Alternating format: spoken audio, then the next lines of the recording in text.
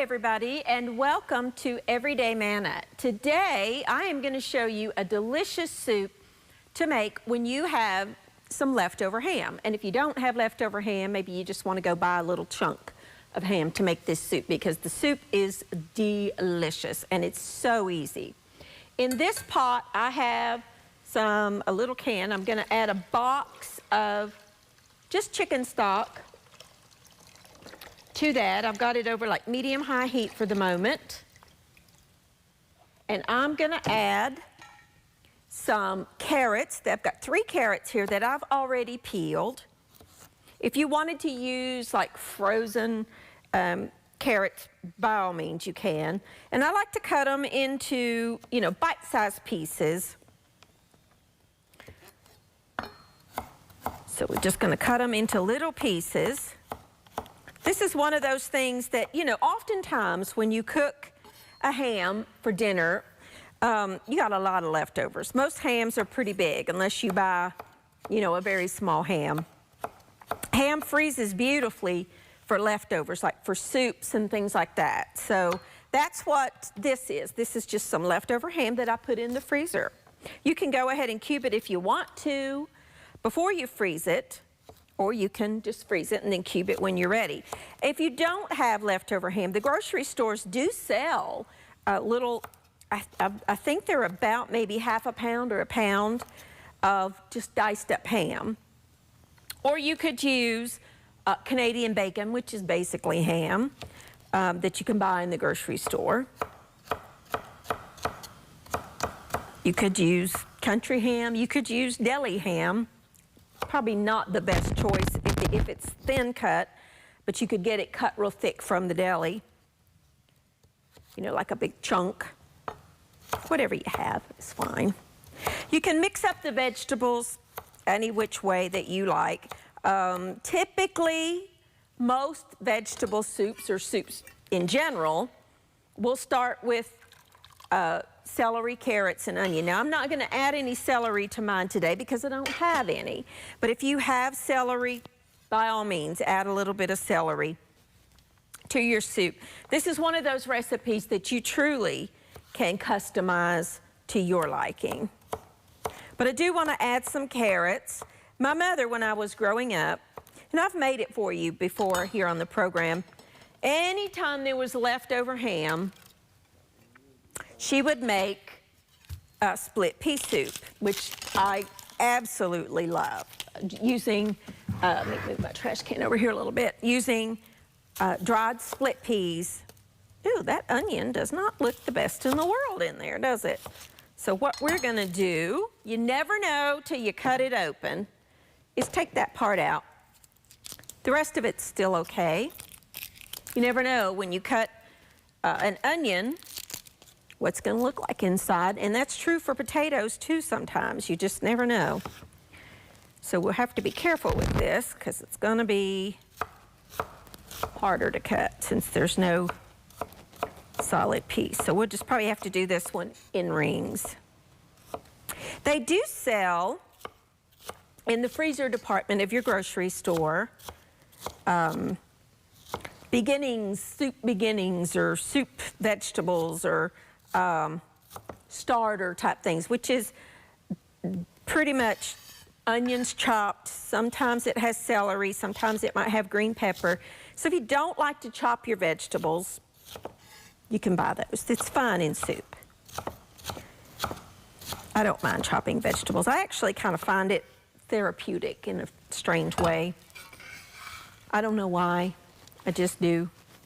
I really actually think that's all I'm going to need. I don't think I'm going to need any more onion, so I don't need this onion. I'll save it for something else. Now, we're going to add some salt, about a teaspoon of salt, a little bit of dried thyme, and I'm going to add some freshly ground pepper.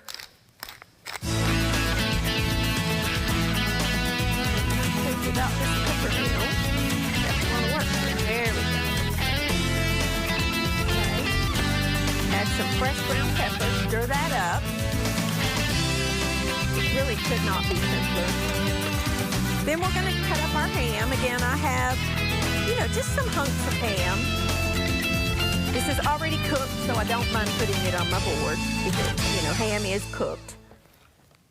I don't put raw meat. As you know, you've heard me say so many times, I do not put raw meat on my wooden cutting boards.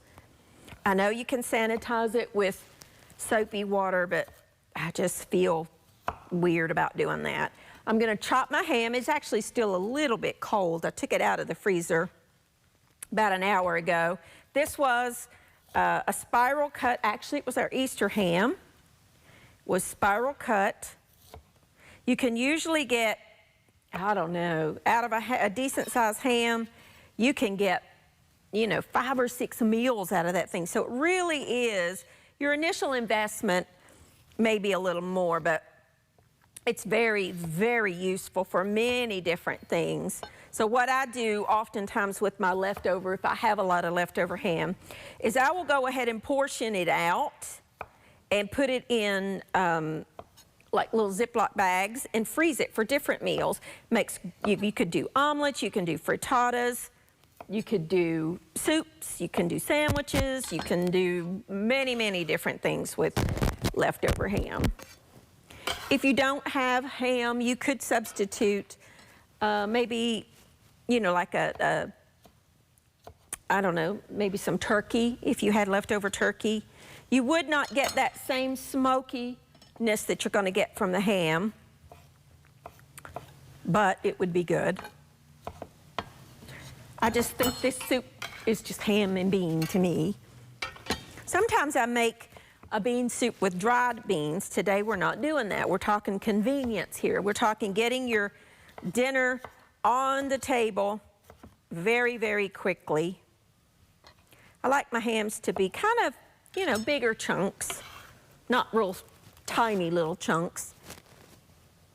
Not in this soup. You want a good mouthful in your bite. Okay, add your ham. This really is easy. Kind of a dump and simmer. You could put all this in your crock pot in the morning, and then when you get home from work or your day, your dinner is done. Okay, I'm gonna stir that up. Smelling good already. I'm gonna add 2 cans of Great Northern beans. I'm not draining them because I want that liquid. It's just a starchy water. It'll help kind of add a little body and thickness to the soup. And then 1 can of cannellini beans. Of course, you could add whatever kind of bean that you have in your pantry. If you've got navy beans, it's delicious in there. If you've got pinto beans or kidney beans or black beans, you can add any kind of bean that you like. And that's it. That just needs to simmer for like an hour. I'm gonna bring it up to a good boil, and then I'm gonna simmer it. I'm gonna clean up my board. When I come back, I'm going to start on our dessert, which is a red raspberry cake bar. I'll be back in just a minute.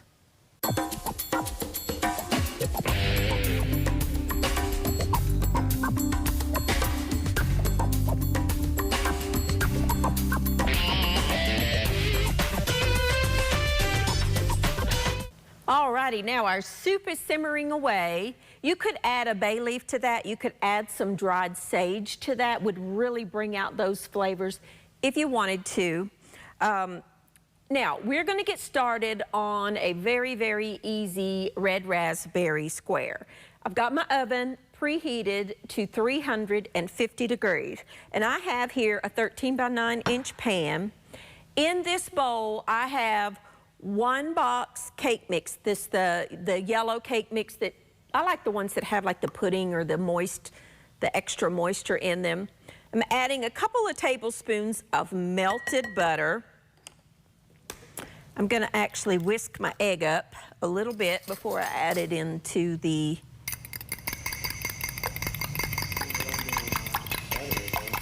This is not going to be like the traditional cake batter. This is actually going to be a crumbly, thicker mixture. Now you might need to add a little bit more melted butter if your cake, you know, it really, anytime you're baking, it depends on the It depends on the humidity of your day, of your room that you're in. And I actually do think I need just a tiny, tiny bit more butter in that. So let me get a little bit more butter. Melt it real quick. Can melt it in your microwave. I'm gonna add about another tablespoon. Let's go over here. I love a microwave for melting butter. Just don't forget it and let it pop. You know how it'll just, that water will just start bursting into the microwave? Had that happen many times, this morning included. Let's see, you gotta watch it just a second. You could use chocolate if you wanted to here. Yeah, it's good enough. That melted it. You could use chocolate. Chocolate and raspberries go great together. You could use anything you wanted, really. I just like the flavor of the butter mixture. Now again, you're making the base for this. I'm gonna add about half a cup of just chopped up pecans, because that's what I have, but you could use almonds, you could use walnuts, you could use, you know, pretty much anything you wanted to. Any kind of a nut. If you don't want to use nuts in there, then you don't have to. And it's very, very, very humid in here, so, I mean, not humid, but dry. So I'm actually gonna add a tiny bit of water to mine. Probably just a couple of tablespoons, and that will be good. Yeah, that's perfect. Now, you want this to be crumbly. You see how that's just nice and crumbly? We're gonna put this in the bottom of our bowl.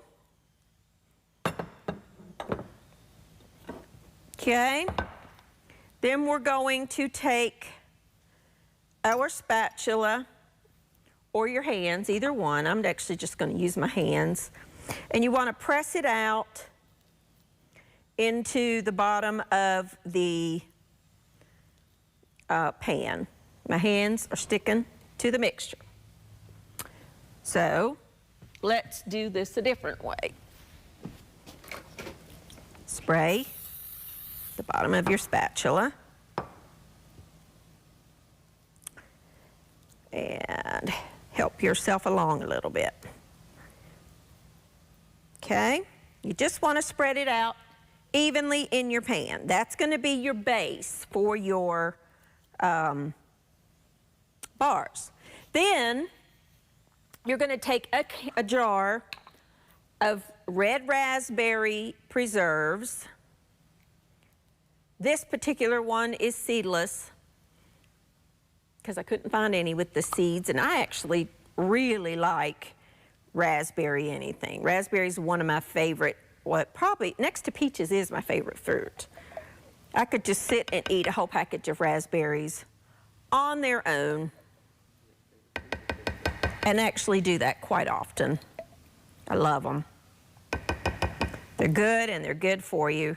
You want to spread that lightly over top of your base, evenly, just all over. Okay?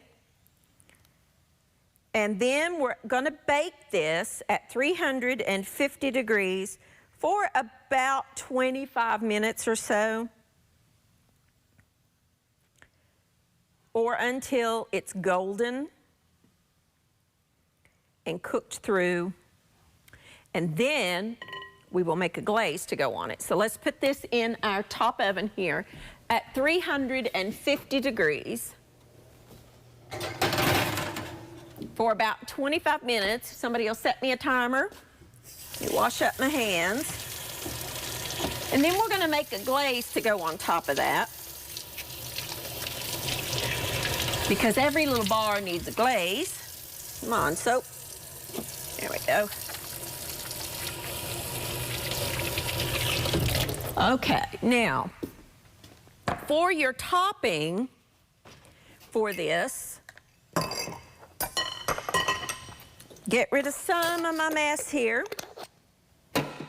for our glaze, we need some powdered sugar, some water, and a little bit of vanilla extract. You could use almond extract if you wanted to. If you have raspberry extract, you could use that. I'm just going to use vanilla. I'm going to use all of it because I like the flavor of vanilla. And then you want to stir in a couple of spoonsful of either water or milk. And then stir that until it comes together. Let's see if I got a little whisk over here. I do. Might need to add a little more water. Yeah, probably about another spoonful. Don't add too much water at first because then it just gets thick. And that comes together into a beautiful glaze that when our cake comes out of the oven or our bars come out of the oven, we will drizzle this over top of it. So we're just gonna set that to the side until it's time to get that out of the oven. I'm gonna clean up my mess. I am the messiest little cook. I'm gonna clean this up, take a quick break. When I come back, we are gonna make a Johnny cake, which is kind of like a fried cornbread patty. We'll be back in just a minute.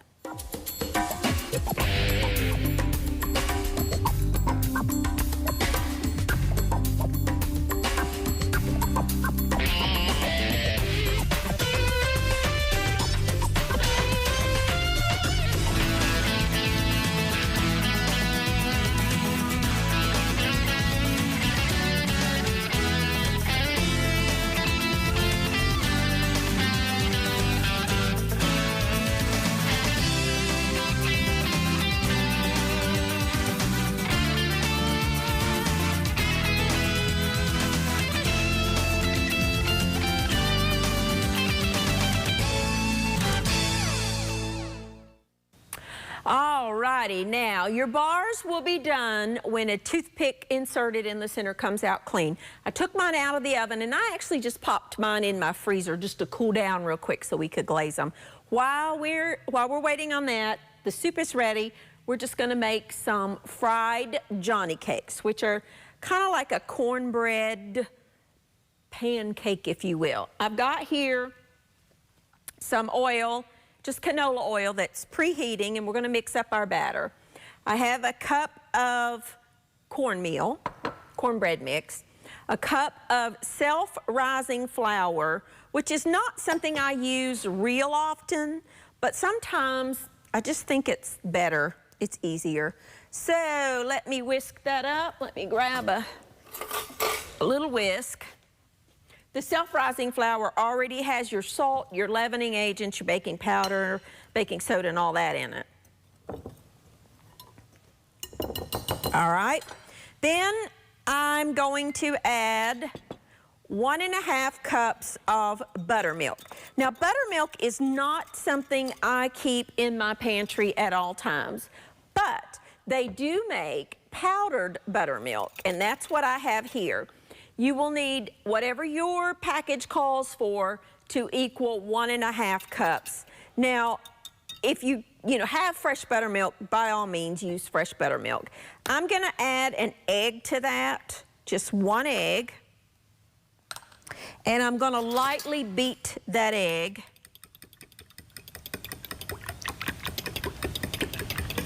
And then I'm gonna add that to my dry mixture.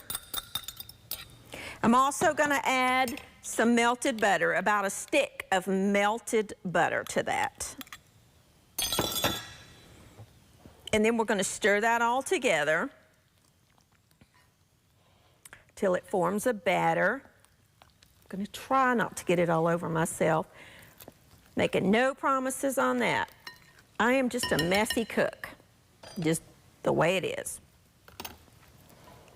If you'll let this set for a minute, it will hydrate and come together as a nice batter.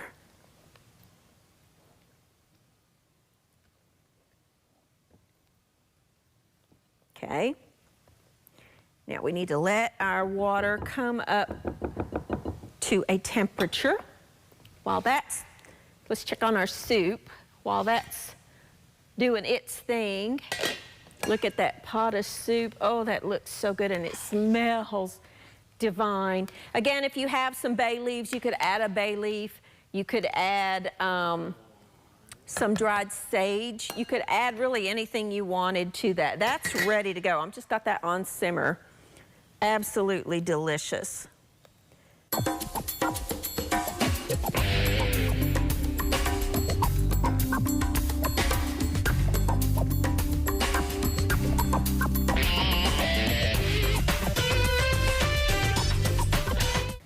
All right, to your mixture, you want to add some shredded cheddar cheese. I think my oil is plenty hot. Let's drop a little tiny piece in there just to see. Yeah, that's good. All right. I like to do it just with a little scoop and a spoon. You want to drop into your frying oil, just like you would be cooking pancakes. If you want to do this on a griddle, you can. Okay, turn that down just a little bit. If you use a scoop, then they kind of all come out the same size. I'm going to fry them 3 at a time. They fry pretty quick. Once they get brown on one side, then you want to flip it over without hurting yourself. They're a little testy. I left him in there too long. Okay? Just like you would be cooking pancakes. They don't take long to cook. Flatten them out just a little bit. About 2 or 3 minutes on this second side, and you're good to go.